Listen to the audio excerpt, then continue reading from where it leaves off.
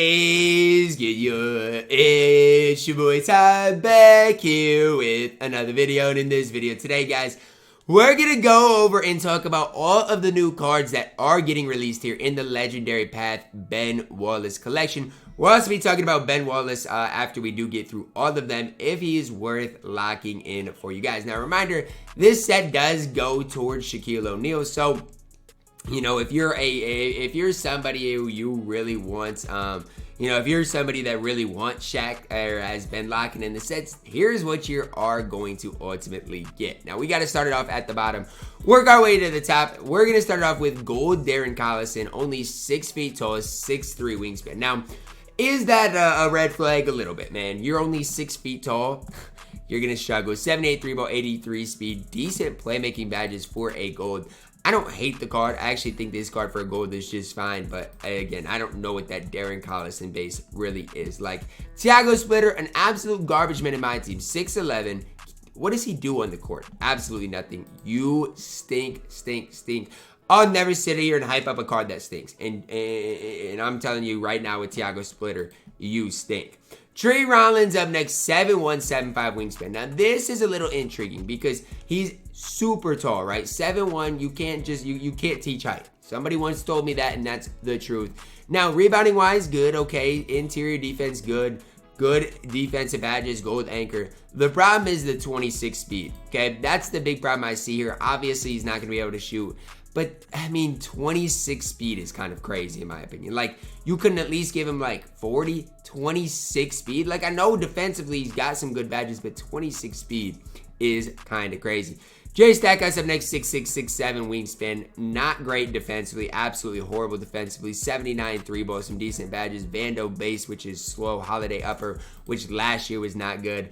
I don't see it with Jerry Stackhouse. I think he is going to be not a very good emerald, and even if he's free, not worth grinding for. Sasha, oh my gosh, guys. This brings back memories because I remember, I think it was in NBA Live, getting this guy and just going absolutely nuts with Sasha Vujacic.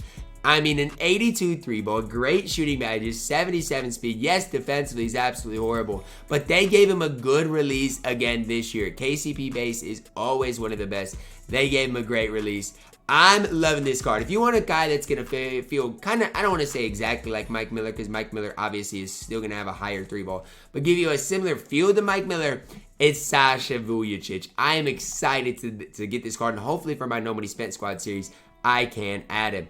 Matt Bonner up next, 85 3 ball, 40 speed, not great defensively, but the one thing Matt Bonner is going to be able to do is shoot that ball. Larry Bird release, we'll see what that's like this year. Basic leaner. I mean, doesn't give you much on the court, but he can shoot the ball, and that's one of the most important things to be able to do. Like, when I talk about things, shooting the ball has to be up there with everything else as far as importance on the court. Ben Gordon up next, can play point guard, 6'3", 6'8" wingspan, 81 3 ball, 82 speed. Not great defensively, but that's okay because he's 6'3", man. As far as right now in my team, I don't know what that release is going to be like. He might be your budget option at that point guard position because we do not have a lot of great budget point guards or just great point guards in general. Sapphire Steph's one of them, but we don't have a lot. Ben Gordon could be really solid for what he provides, again, pending that release. Mo Williams up next, 6'1", 6'4" wingspan, badge-wise, has quite a few of them. But my whole thing is, does he compare to Ben Gordon? No. I mean, he does have the Goran Dragic base with the Caruso upper. That should be really solid, okay, I guess. Dame dribble style. But my whole thing is, he is going to get cooked on defense. He's only 6'1". And the reason I think I like a guy like Ben Gordon more is because at least Ben Gordon's 6'5", going to be able to compete on that end of the court. Trevor Ariza up next, small forward, power forward, 6'8", 7'2" wingspan, hot spots from both corners, 83 ball, 79 speed, really solid defensively. Your best budget lockdown in my team. Now, is he going to be better than a guy like Matt Barnes? Probably. Is he going to be better than Cam Whitmore?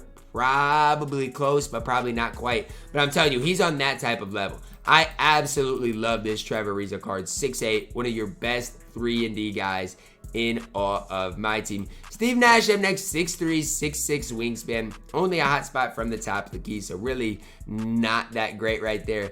And for me, Steve Nash, we know he's not going to be able to dunk. 84 three balls high, 80 speed, decent shooting badges, good playmaking. But on the defensive end of the court, he's horrible. So you're looking at a point guard that can't dunk. Defensively is horrible. I'm sorry. Unless he is the best dribbler in my team, I don't see it in Steve Nash. Anthony Edwards up next, only 6'4" at the shooting guard position, 6'9" wingspan, 81 three ball, 85 speed, solid defensive stats.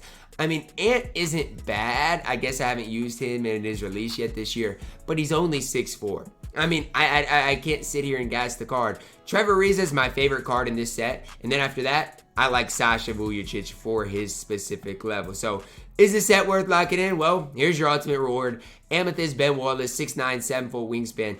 I mean, if you want a defensive big man, Ben Wallace is exactly that. And I'm not going to sit here and lie. He might be your best center in the entire game. As long as you can use inside bigs, which a lot of people have basically been doing with Giannis in general, Ben Wallace is going to be so elite. I'm just throwing it out there right now. I'm throwing it out there for you guys. You want to run an inside big, Ben Wallace is going to be a force to be reckoned with in my team. I'm throwing it out there. You guys can disagree if you want.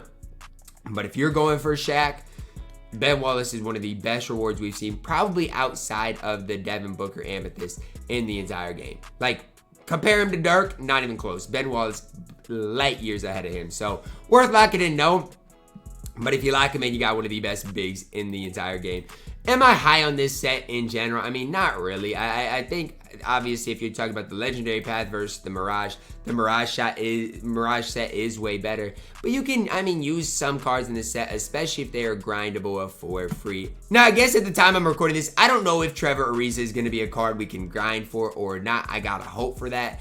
Everything else, again, guys, I'm not worried about buying. Anything over a Ruby. So if you look at Anthony Edwards or Steve Nash, heck, even some of the Sapphires can be 20,000 MT.